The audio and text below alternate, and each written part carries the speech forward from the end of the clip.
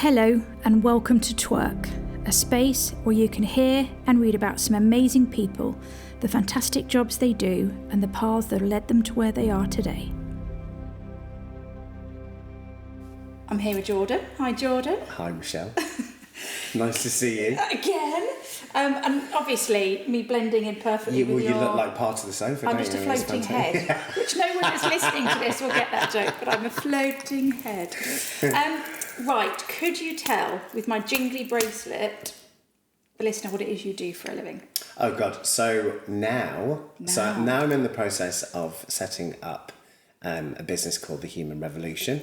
I'm also CEO and founder of my own kind of people consultancy that's quite disruptive. Yeah. So I spent a long time working on the C-suite, working with senior teams as a chief people officer and culture. So culture and people is my kind of speciality. It's what I'm well known for. And it's your passion. And it's my passion. So I consult on a retainer basis. I do a lot of advisory work for organisations on how to make culture a different, commercial differentiator. I also do a lot of very high-end dynamic coaching with CEOs, entrepreneurs, that kind of thing. So I kind of have a very blended approach. I also do some non-executive director work, and it's a bit more of a portfolio kind of career. Yeah. I'm probably a bit young for being portfolio. You say that, but that's where it is now. It's the flexibility and the freedom, and I think for me, if I'm being really honest, the thing that got me out of corporate was the politics and the how people behaved and the lack of trust around the top table and I guess I was always a bit younger than the people that I was always a lot younger than the people that I was working with. So my kind of ideology, I guess, of what good looks like, what culture looks like in an organisation, how people are, is probably a bit different. And then also I guess I felt a bit like a lone voice in a lot of the time where, a culture at the moment of profit at the expense of everything, well, that doesn't really think about your employees. Yeah. And I think we've almost taken a massive step back. And I think power is an interesting thing, isn't it? So power is probably the biggest corrupter of most people's ideals and values. And I think, people at the top of an organisation are no different to that. And I think, unfortunately, with those types of roles, there comes so much power and privilege that also there's a huge disconnection to the rest of society and the rest of the organisation.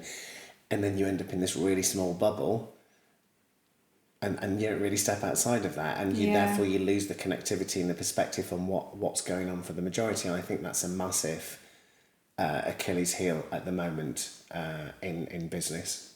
That you're trying to address, which we will come on to. But before we do, we've got to chat back. We're going to talk about little Jordan.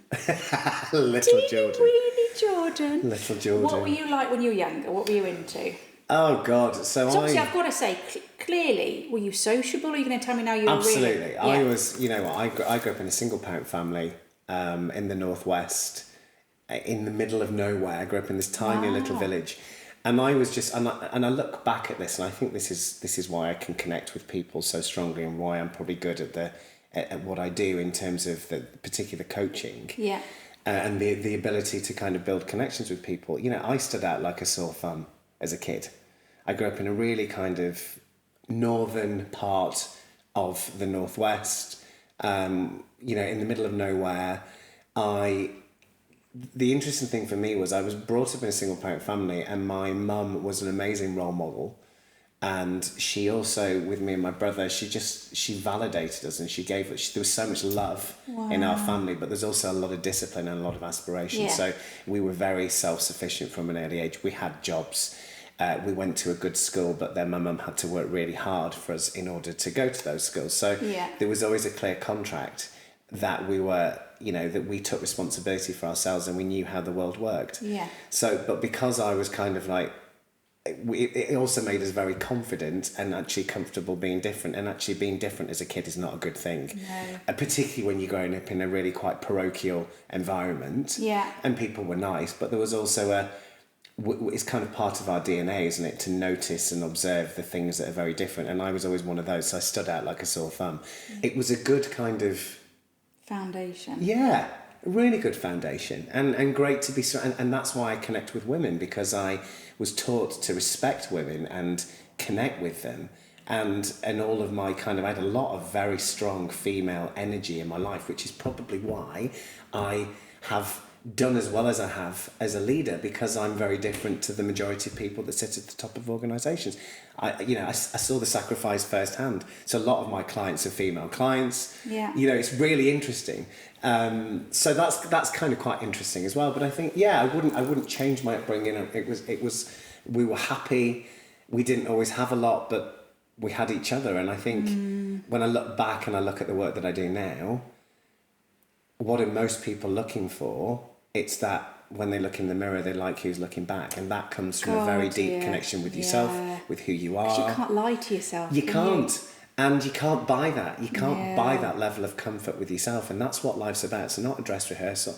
We want to be comfortable with who we are. We want to like who's looking back and at what us. we're achieving and what we're and doing. being true to ourselves. Yeah. So, and then I kind of left school. Yeah. And then went straight into work because things didn't kind of work out at home. Things had kind of gone a bit tits up. And so... You didn't fancy uni then? I wanted to go to university. Did you know what you wanted to do though? I was quite interested in doing politics. Yeah. I was also quite interested in... I used to sing, so I wanted to kind of do that really. And I think I was kind of... I'd always worked, and for me... I just wanted to get into work and make my way in the world. Yeah. Earn your money, that kind of thing. And I'd have 4 jobs, just whatever it took to kind of have a lifestyle, to be able to run my car, to be able to. That's what you've been brought up with. You work and I hard, worked really you get hard. the money, you get what you want. Even when I was like a kid, I had 2 paper rounds in the morning, 2 paper rounds at night, because I would always work. I always applied myself. And then I kind of got to a certain point in my career and I realised that kind of approach had just really served me well. Yeah. I achieved an awful lot very, very early on. So I think my first proper job was at Shell, and it was really funny because I'd been working at BT, doing this job in the evening. I was working at a television production company during the day. And then I was... you can't skip around that. Sorry, How did you get that job? Oh, so at 18, then you're hot-footing it down to London. No, I didn't. It was much later. So I moved to Manchester. Yeah. I had various kind of... I think I spent a summer working in French Connection, clothes shop.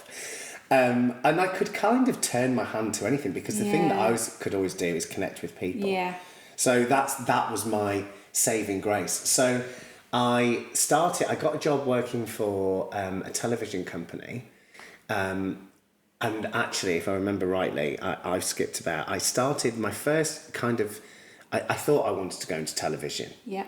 So I hounded this guy that I got his number from a friend of mine who works in television at Granada Television for just months and months and months. This was time before mobile phones, and I was leaving, voicemail messages. Is it still called Granada? It's not. I don't even know what it's called, to be honest. I remember that, yeah. I don't even know what it's called. So I ended up getting this job at Granada as a runner, but it was for Matthew Kelly. Wow. Which was just brilliant. So I went in, I was overconfident. That's him in his heyday as well, isn't it? I think at the time, he was like the highest paid person on television. And I loved him. Wow. He was the nicest, funniest. Was he? Oh, he was he came across that way, but you don't know, do you? Brilliant. Yeah. He used to come into the office and do cartwheels, and I'm just a complete fool, so I'm such a gent. So stuff like that, I love stuff like that. And then I ended up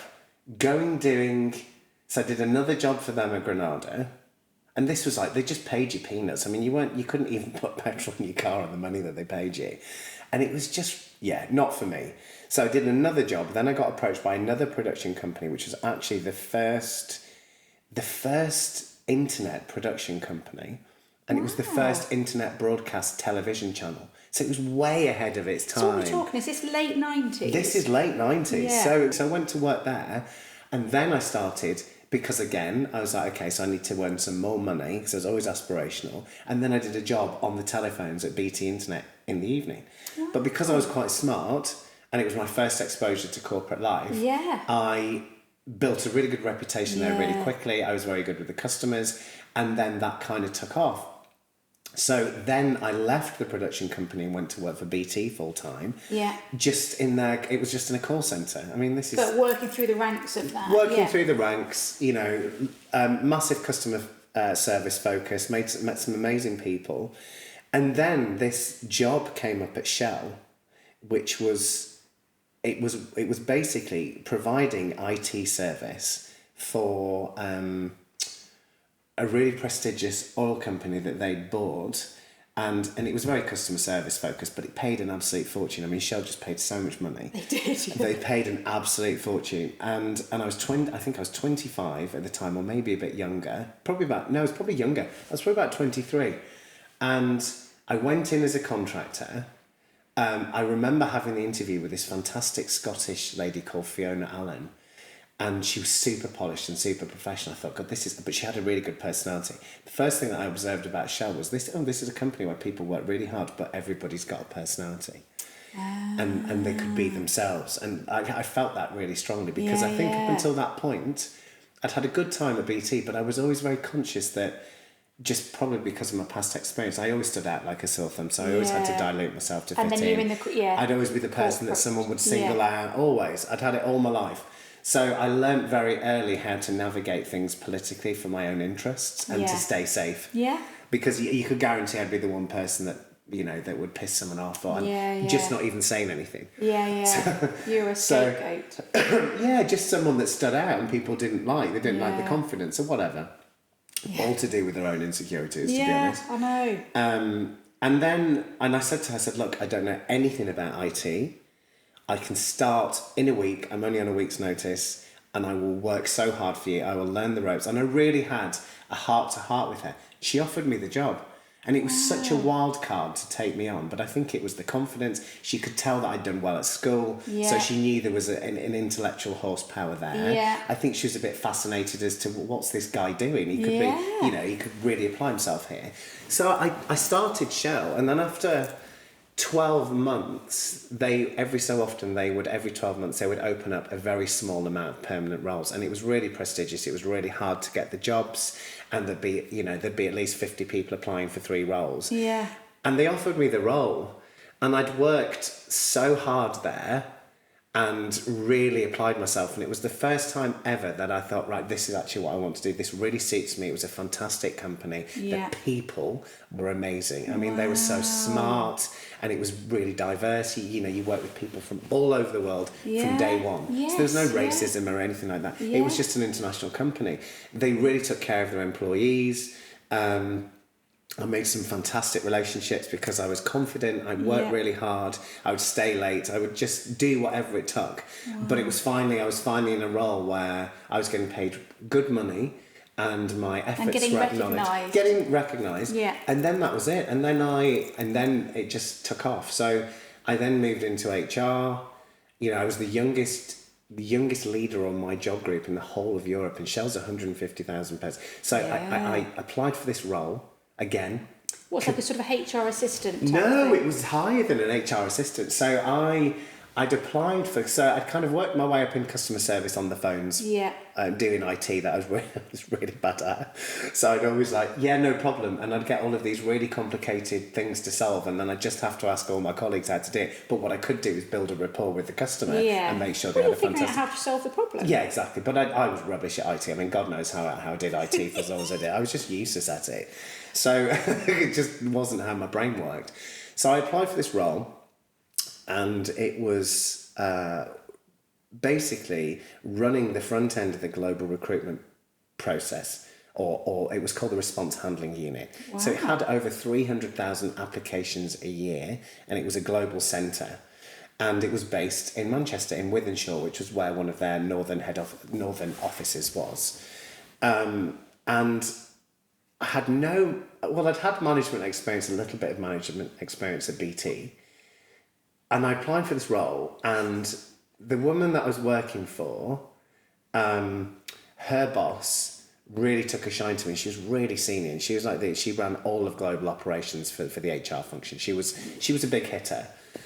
She was a lady from Leeds, and they'd had loads of people applying for this, and it was like a team. It started as a team leader role. That's what it was. Right. But team leader was quite a big role in Shell. Yeah. So there was probably a team of about 40 people.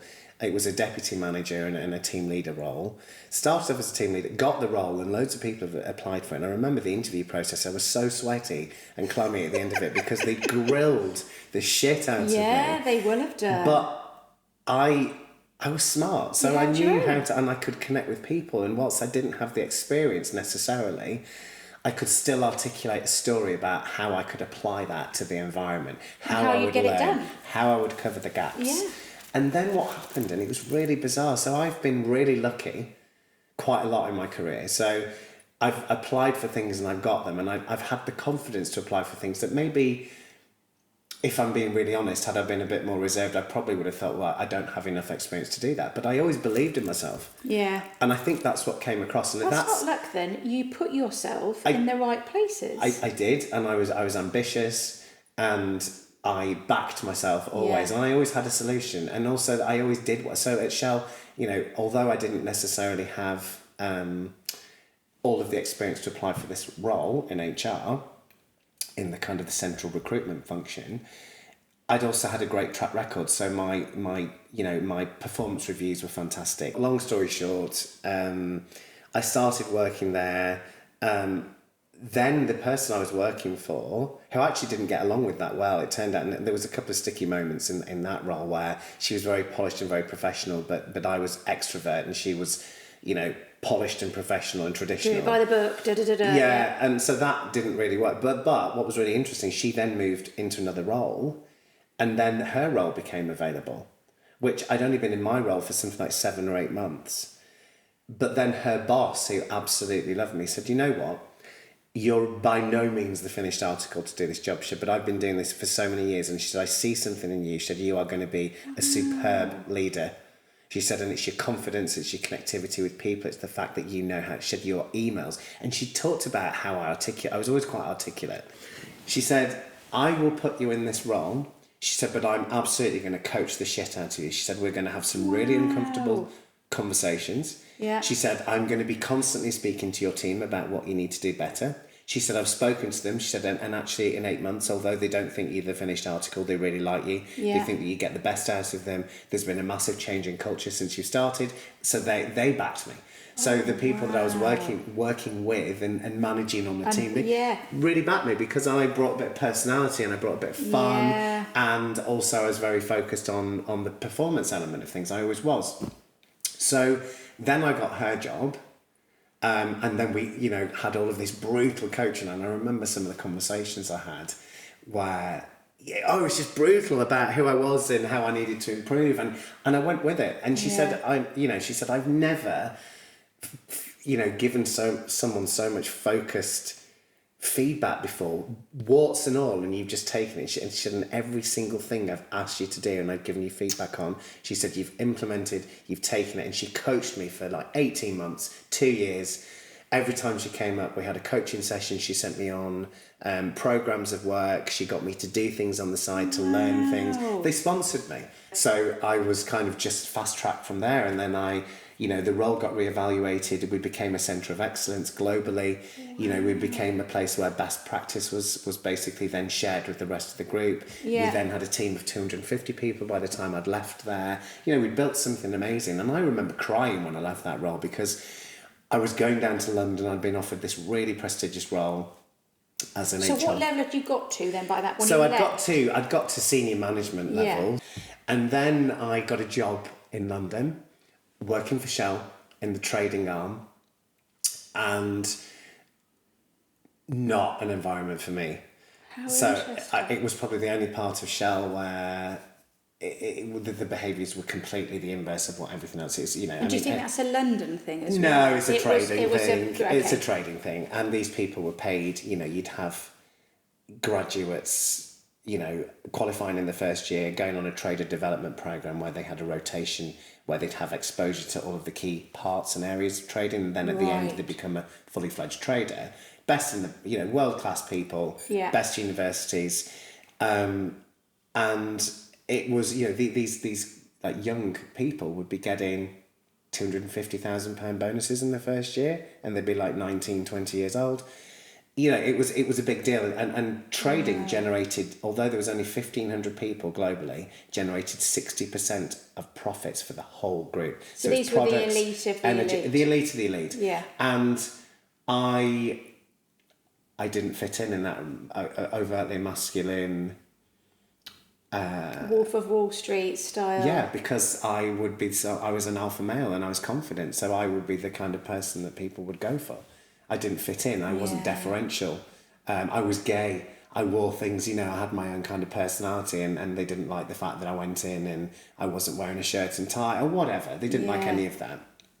So I basically left there. That was my last role in Shell.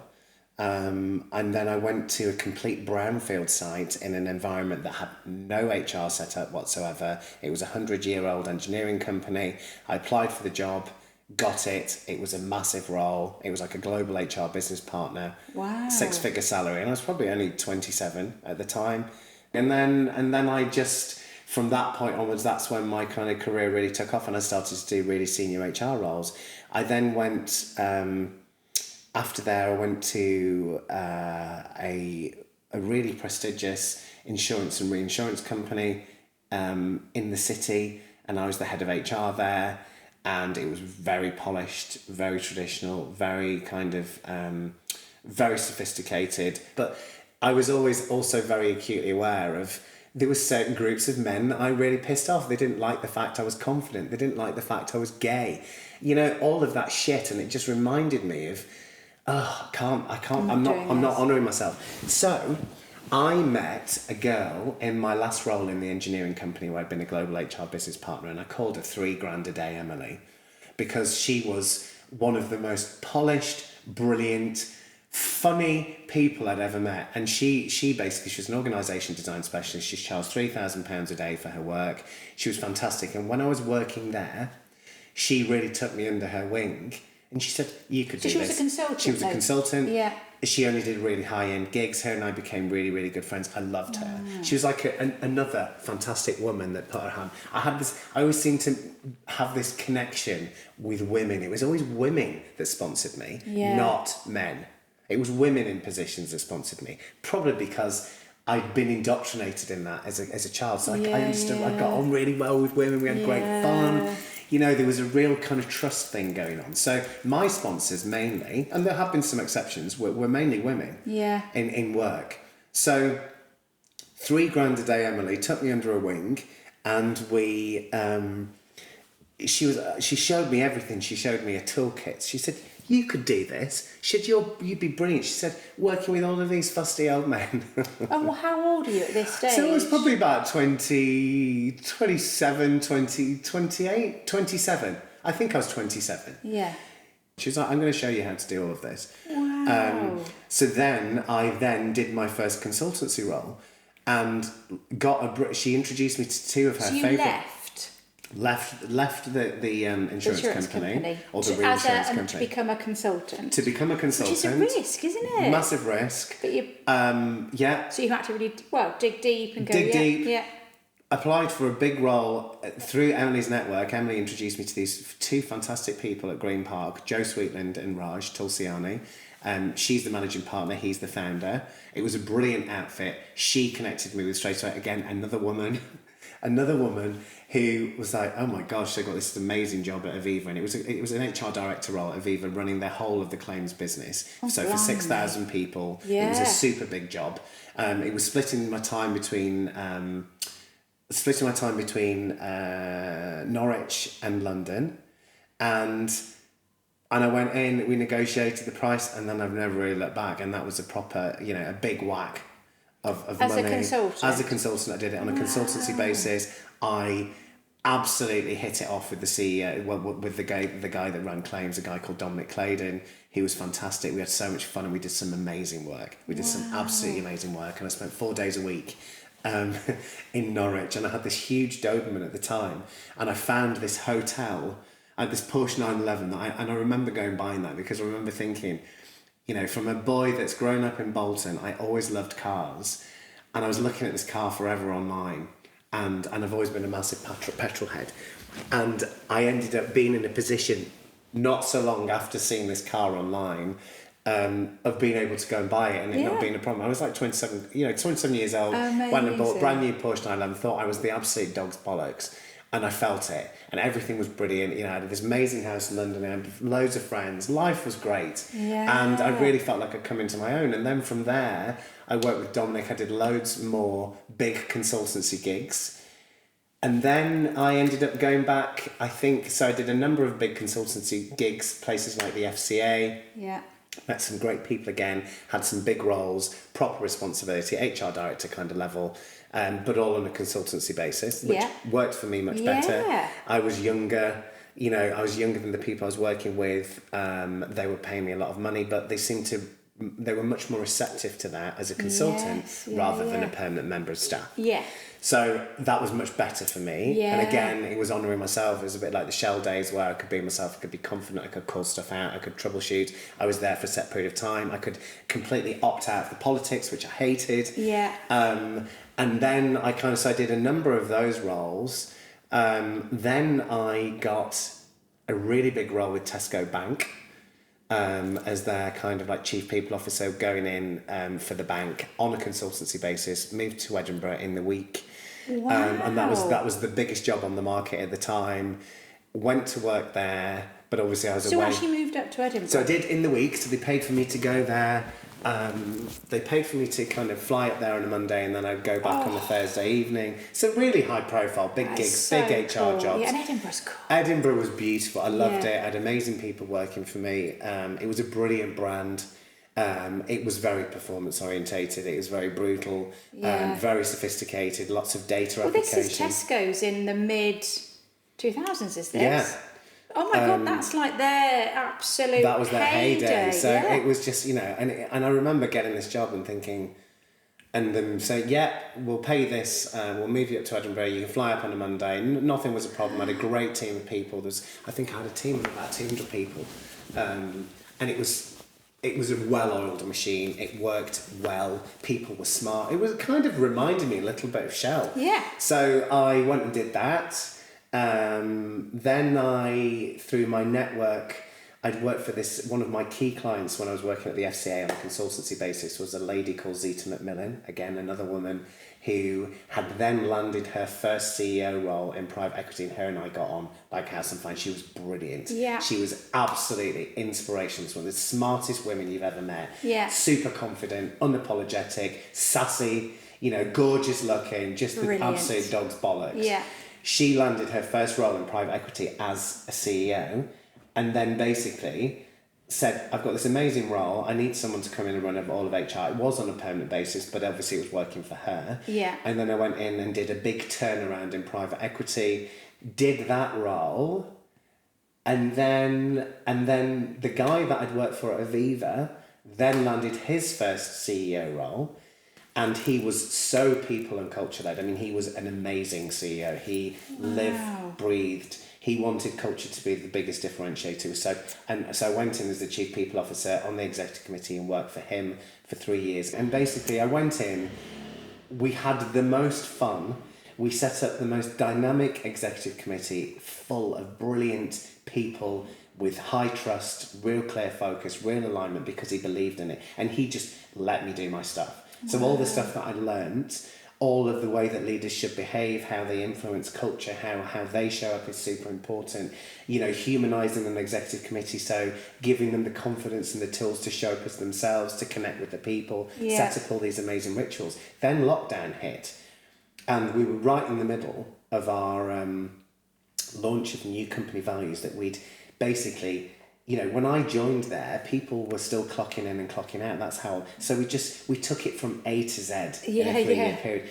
No one had ever heard of this business, and we got the highest engagement scores of any organisation moving to Gallup, the global employee engagement provider, in its first year. We won so many awards for our culture transformation. I mean, it really made me famous. We won HR Director of the Year. We were recognised by Gartner. We were recognised by EY as basically the most game-changing culture change in 2021. Wow. Yeah. And it was just a brilliant environment. It was absolutely wonderful. And I loved that job. So that was that. I did that for 3 years. We won loads of awards. So I kind of my reputation was huge then. I was seen as this really young, progressive kind of HR director who'd done amazing things, won loads of awards for people and culture, and it really put me on the map. And then I started writing lots of articles, so people kind of, my brand was very much synonymous with really progressive, dynamic HR, culture change, really good, high performing executive committees. This is all the stuff that we'd done. Yeah. And then I got approached to do the biggest, it was the biggest role on the FTSE at the time, and the biggest role in the market. Went through the recruitment process for that and got the role, and then I went and worked for RS. Which was, you know, an 8,000 person business. It was a 2 billion market cap. It was a super sophisticated kind of, you know, environment in some ways, not in others. And that was it really. And then now, so that was employed, you went back on the books. So my last kind of the last 3 roles, the private equity role, the role with Dominic at MIB was that was kind of permanent, and so was the role at RS. But I kind of, if I'm being honest, I kind of got to a stage in my career as a permanent, you know, senior executive, and I just, if I'm being really honest, I just kind of got to the point when I looked around and looked at how dysfunctional and how broken life on the C-suite is, and how much time is spent not doing great stuff. It's actually defending yourself, politicking, you know, all of that kind of stuff. I just thought, I can't subscribe to this. I can't subscribe to this anymore. It's not, it doesn't serve anybody. You know, so now I'm kind of working with things where it's designed to change that. It's designed to help senior teams face into those difficult conversations, the elephant in the room, and you know, build trust. You know, I mean, how do you run a business when there's no trust around the top table? And you know, you could probably speak to a million C-suite, and particularly now I work with so many CEOs and executives as a coach and a confidant. I know, even from that, it compounds my own experience how rotten it is working in corporate. Oh, it is. I mean, the last actual job I had. Yeah, the execs just, they were all, they'd make out they were best mates, but they'd throw each other under a bus all the time at the drop of a hat, you know. And it doesn't have to be like that. We haven't massively talked about the human revolution. However, there's going to be so much information out there because it's going to be amazing. So we're going to make sure that obviously people know where they can go and find stuff out. So that's fine. And also, you and I will chat more about this at another point anyway. Of course we will. We've got to. But for now, I'm going to ask you, I've got my 3 final questions, which I need to ask you. Is that all right? It's fine, go for it. And then we've got to go and get some food. We've got to get some food, yeah. Right. Question 1 is always, what advice would you give your younger self? Oh, God, what a lovely question. I would... Any version of your younger self, but what... I just wish I'd have... I don't think if anyone would have told me as a young boy how far I'd get and how senior I would become and what my life would be like, I don't think I would have believed it. And that wasn't through a lack of self-belief, but I think just so far I would have beyond, I would have loved to know what I know now and how far I'd go. And I think had I realised my own potential and the magnitude of my own potential, I'm so grateful for that, and that's a lot to do with how I was brought up, I'd have done something completely different. And actually what I would have gone and done, which is what I was best at, I ended up being really good at what I was second best at, which was all of the psychology stuff and all of the business and HR. Yeah. I would have been a singer, and I would have followed my dream, and I'd have sung, because that's what I was best at. Brilliant. Question 2. Yes. What advice do you think your older self would give you now? So 70-year-old Jordan, what would he say to you now? Well, he would have said, thank God you did what you knew your calling was, and that was to set up the human revolution. I've never been more sure of anything in my life, and I know that I was always meant to make a difference for the benefit of other people, and that I had the tenacity, the voice, the confidence to stand up and be counted, to call the stuff out in organisations that shouldn't be going on, and the human revolution will be a combination of that. But now that I'm 45, based on your previous question, I know that I'm going to do that, and I know I'm going to achieve it. So my older self will be saying, well done, you got there. I mean, it took me to 45. Yeah. But I've never been surer of anything, nor that the world needs exactly what I'm offering right now. Your older self's damn proud. Yeah, I think they will be, and this is my time now, and I'm going for it hell for leather with both hands, and I'm grabbing hold of it. I'm not apologising for it. I'm not diluting myself anymore. And people better be ready for this, because this is going to change corporate culture forever, and it's going to completely level the playing field, and it's going to give power back to everyone that works in an organisation and make leaders and organisations accountable for creating environments where they can enjoy coming to work, they can be inspired, and they can be themselves, because organisations have become complacent, lazy, and they only work for a very privileged select few at the top, and it's designed to do so. Well, those days are coming to an end, folks, so get ready. Oh my God, I just love it. Oh, okay. Final question. Third question. The final question is always just your mantra, your live and die by thing. And it might not be one, but what do you want to impart on the world? Yeah, you know what? So I'll try and keep this brief, because it's a bit of a long story. But I talked about in today's pod about being surrounded all my life by amazing women who loved me, who gave me the confidence to be myself, who taught me self-discipline, who taught me to take responsibility for myself, have aspirations, work hard. Yeah. And a big influence in my life was my great-grandma. And my great-grandma was wonderful. She was superbly intelligent. Wow. She spoke several languages. She was everything that women of that generation weren't, and that seems to be a theme in my life. Yeah. And she was the personification of grace, is the word. Grace. So when she died, she always had a little frame at the side of her bed which said, "Whatever you are, be that. Whoever you are, be true. Straightforwardly act, be honest in fact, be nobody else but you."